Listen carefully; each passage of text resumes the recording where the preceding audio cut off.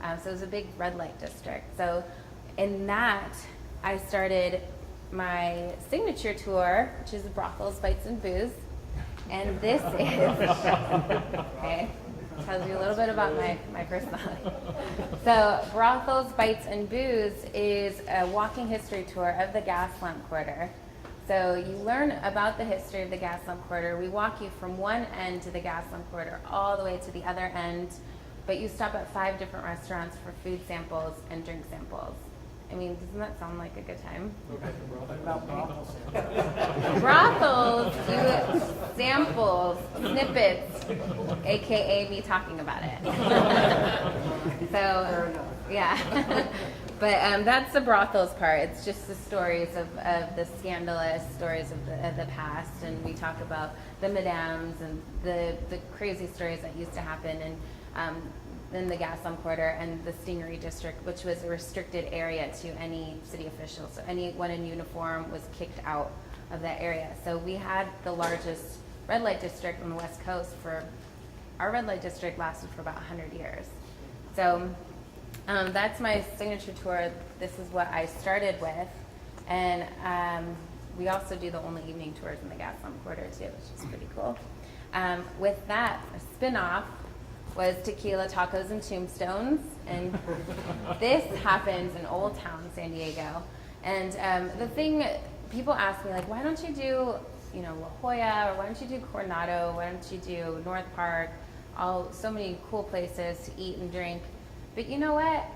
I want to focus on the historic areas and really hone on those, and that's really where my passion's at. So Tequila, Tacos, and Tombstones talks about the birthplace of California. We go to the State Historic Park. We talk about the original Spanish missionaries that founded this land for the flag of Spain, and then also the crossing over of the Mexican time that took over, and then also the American time. So there's a lot of cultures overlapping in Old Town, which makes it fascinating. It's also one of the most haunted places in the United States. So we do brush upon some of the ghost stories and all that stuff. So that's really fun and for groups and individuals. But these tours go out, Tequila, Tacos, and Tombstones every Wednesday through Friday at 5:30. They're each 2.5 hours long. So you're done by 8, not too late. Brothels, Bites, and Booze is Wednesday through Saturday night at 6:30, ends at 9. And they're both $45 a person. You get a bunch of food. These guys took the tour, and what did you think about it, Mark? I love the comment. Mark, I'm a native. What? I'm a native and didn't know half that stuff. Yeah. Or the restaurant. No, I remember Mark's like, my stomach hurts because I ate too much. But yeah, I mean, I like to show people a good time and have them enjoy San Diego like I used to enjoy it, or still enjoy it all these years, I guess. So Carol, if you guys want to take a look at this, I can just pass it around. It's kind of fascinating to see what the gas lamp quarter used to look like in the 1880s and 90s. So I think that's pretty much it. Does anyone have any questions for me? Are you planning any new exciting tours? I am. Thanks for asking. Let's hear about it. Yeah, thanks for reminding me. That was actually on my notes. But yeah, I'm starting a wine tasting tour of the gas lamp quarter, where we stop at 3 different wine venues, and we also brush upon the history of wine making in California, and then and the wine venues will serve 3 2-ounce samples, and then cheese platters and stuff like that. So that one's going to be a little bit more expensive just because of all the wine, $69 a person.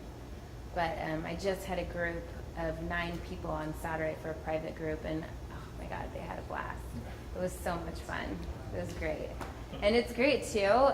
The cool thing about this is that not only am I offering you guys the knowledge and the entertainment and the satisfaction of having good food, on all these tours is that I'm really helping the local establishments in my marketing efforts. So I'm very active on Facebook, blogging, newsletters, all that stuff, and just getting people in their door. A lot of people, actually 50% of my clientele are locals, and like 100% of them, well, maybe not, okay, 90% of them have never been to, you know, all of the restaurants. So it's kind of cool to shed light on some of the restaurants that don't necessarily advertise a lot. Do you have a question? Yeah, do you have pictures of any pictures of the Andes hotel or what's the Andes? And then the other question is, I run a social media business, and I have a client right now that's looking for people to go out and be Looking for what? looking for people to go and promote their eating establishment to like the baseball, you know, hand out kind of cards or some kind of beer, you know. So is that part of your business, like kind of promoting promotional?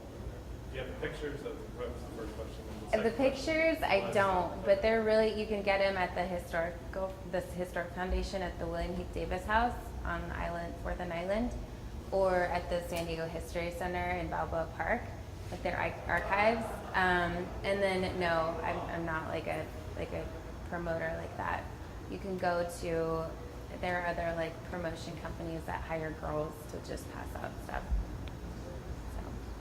So how long has your business been going, and then how did the mastermind stuff kind of help you out?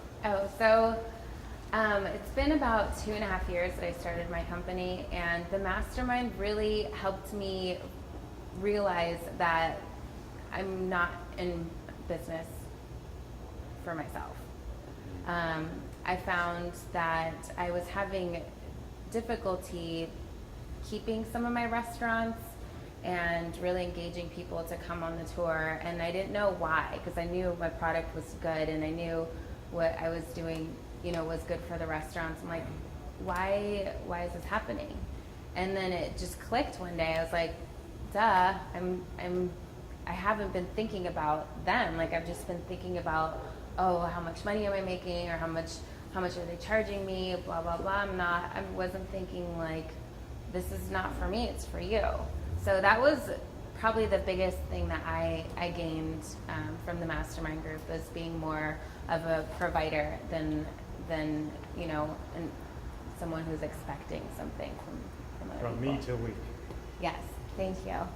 Exactly. Anything else? So, Go ahead, Mark. what's up, Mark? I wanted to show people newspaper. Yeah, Lenny? But Bianca, Tad and I and some other people took your tour, Dave and Lee, and one of the things I thought was the most memorable was the story about losing your marbles. Can you tell everybody just that one little snippet so they get an idea of the kind of things that you learned? Yeah, absolutely. So there was a big brothel, one of the biggest ones. There are over 130 brothels in the Gaslamp Quarter at one point in time. But one of the more popular ones and one of the more higher end ones was the Golden Poppy, and it was ran by a woman named Madame Cora. And Madame Cora loved to have a good time. She loved to dance, and she was very smart on marketing her women. She would parade them around on broad daylight, which was unheard of at the time, broad daylight on a carriage, and they would be yoo-hooing and winking at the guys walking in the street. But she would dress each girl in a different color dress, and that way the guys would remember what girl he wanted to hang out with that night by the color of her dress. So when he came back to the brothel late at night, when his wife is tending to the children to the home, he would come to the saloon where Madame Cora would be frolicking and singing, and she always held a bag of marbles, and she never sold sex. That was illegal. That was shunned upon. But she sold a marble, and the marble the color correlated with the woman's dress color. So she would sell a marble, and this marble was not cheap. It was expensive. But the guys would have to wait their turn. So they would hang out at the saloon, which was dubbed the Marble Room, and they would hang out there, and before you know it, they'd be getting sloshed, and the marbles would disappear somehow. Either they would get them stolen, they'd roll around, and then they'd freak out and they'd go crazy because they've lost their marbles. So that term comes from Madame Croix's marble room. So that's kind of a little snippet of what you would hear in the tour. But yeah, everyone loves that story. Never look at marbles the same way again, huh? Yeah, right? All right. Bianca, how does everyone connect with you? Who wants to learn more about the tours and to go on a tour? What's the best way? I thought it was a philosophical question.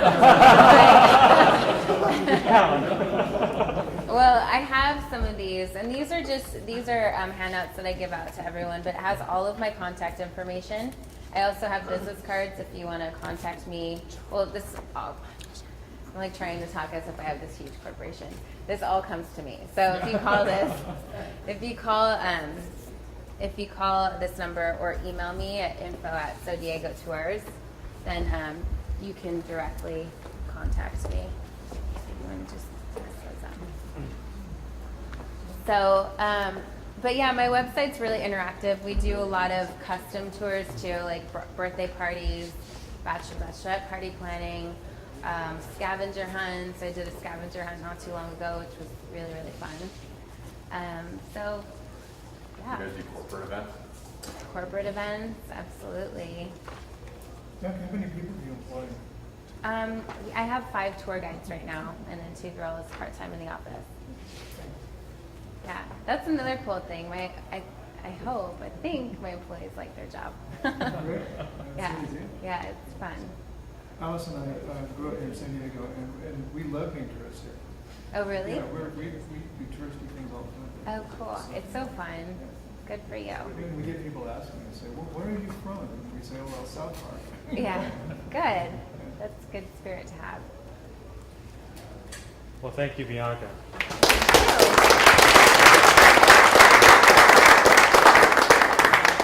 Let me just interject one thing.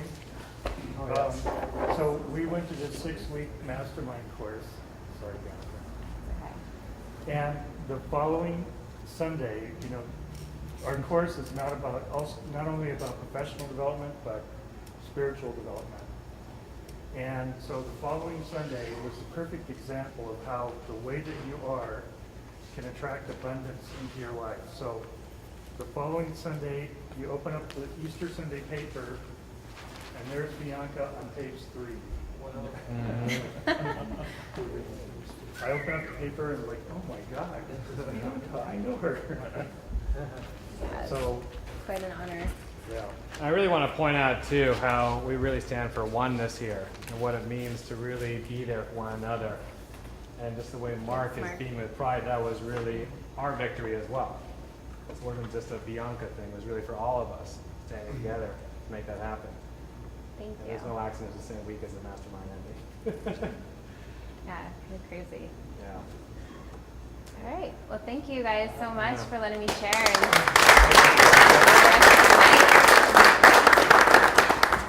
I'm going to give that to Dave.